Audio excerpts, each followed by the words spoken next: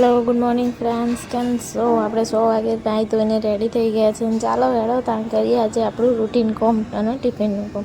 તો પહેલાં મેં કચરો વાળી લીધો હોય.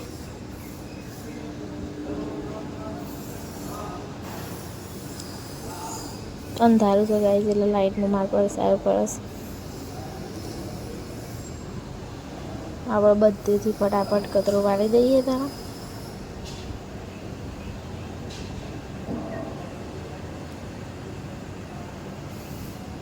બહુ કચરો વાળ્યો તો અમે તો વિડીયોમાં બહુ લોબો આવી જશે.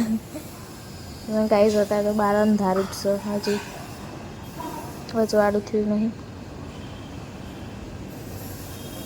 પછી આપણે ભગવાનની આરતી કરી નહીં જોઈને પૂજા કરીને આરતી કરી દીધી અને માતાજીનો દીવો કરી દીધો.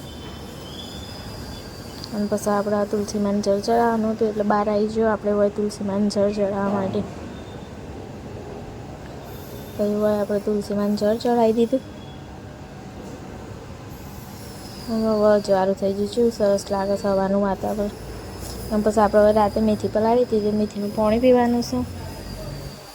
અને હોય આપણે આજ મશીનમાં લુગડો નાખવાનો છે કારણ કે ધોવાનું મેળ ખાતો નહીં એટલે હોય મશીન ચાલુ કરી દીધું છે. 2 ડોલ લુગડો નાખીને પછી હોય બનાવવાનું છે આપણે ડુંગળી બટાકાનું શાક. રાતે મગફળી શેકી હતી પણ ખાવાનો ટાઈમ ના મળે ને આપણે ભાખરીનો લોટ બાંધવાનો છે. એટલે ત્યાં ભાખરીનો લોટ બાંધી દઈએ.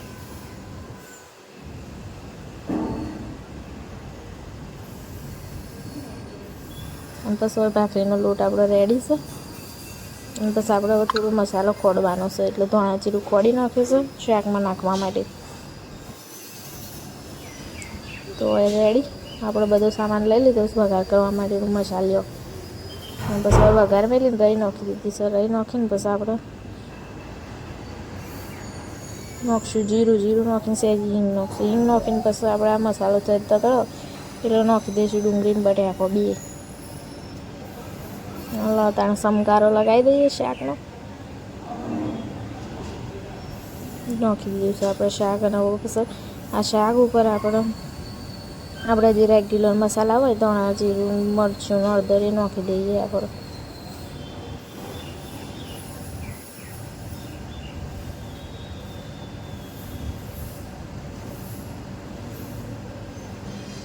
બસ હવે સહેજ હલાવી નાખીએ શાકમાં.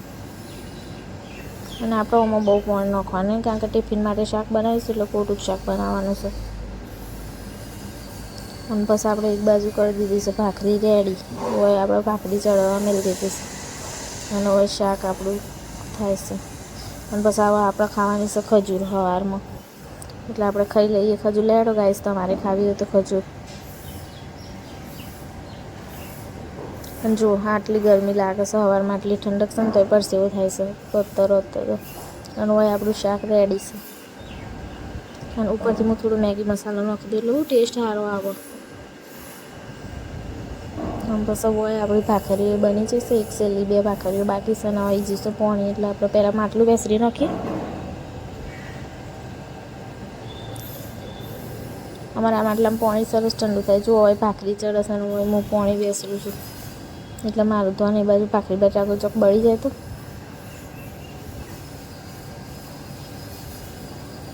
અને આપણે માટલું બેસરી દીધું ગાઈસ. અમારા માટલું બહુ જોમ હશે એટલે નીચે જે આપણે પેલું હોય ને સ્ટેન્ડ એમાં પાણી ભરાઈ જાય છે એટલે હવે એ ખાલી કરી દીધું ને આ ખાલી કરી દીધું. અને હવે આપણે આમાં ગાળી દેવાનું પાણી તોબાન માટલાની. હવે આ માટલું એ આપણે સલ ભરી દઈશું.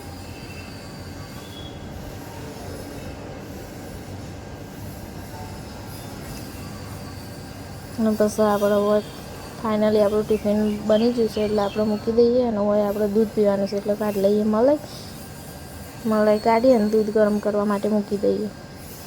તો હવે દૂધ ગરમ કરવા માટે મૂકી દીધું છે. અને પછી હવે મશીન આપણું પૂરું થવાનું તૈયાર છે. હવે આપણે બહાર છોડવાનું પાણી પીવડાવી દીધું છે. જો કારેલનો વેલો ચેટલો લોબો થયો છે. અને પછી પાણી ભરી દીધું છે. અને હવે ગેસ બંધ કરીને આપણે દૂધને કાઢી લઈને દૂધ પી લઈએ. હવે મિલ દઈએ જોઈએ મશીન કારણ કે થવા આવ્યું છે. અને પછી આપણે કરી દઈએ પ્લેટફોર્મ સાફ. સરસ ચમકાવી દેવાનું હવામાં જ.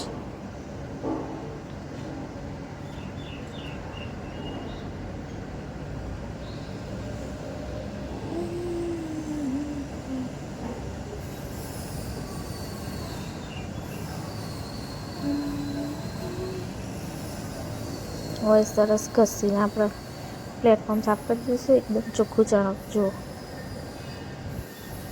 પછી આપણે ચા નાસ્તો કરવા બેસી જાય. ચા અને રાતે મુઠ્ઠીઓ બનાવે તો ઇન્સન હોય આપણે એકદમ ટિફિન પેક કરી દીધું છે. લહેરો તાણ તૈયાર. હવે નીકળી જઈએ આપણે આપણી ડ્યુટી પર જવા માટે. હવે થેલો તૈયાર કરી દીધો ને નીકળી જાઓ ઓફિસ જવા માટે. એવી સરસ ઠંડક ને આ ખેતરમાં જેટલી લીલોતરી છે એવી સરસ લાગે છે. અને અમે દ્રશ્ય નિહાળ તો પહોંચી જોઈએ. મારા દાદાને દર્શન કરી લો. આ તો ગાય શનિવાર છે એટલે મહાદેવજીને દર્શન તો ત્યાં પહોંચી ગયો. ઓફિસ મળીએ ત્યાં નેક્સ્ટ બ્લોગમાં. તો સુધી ગાઈસ આવજો ને લાઈક શેર સબસ્ક્રાઈબ કરવાનું ભૂલતા નહીં પાછા.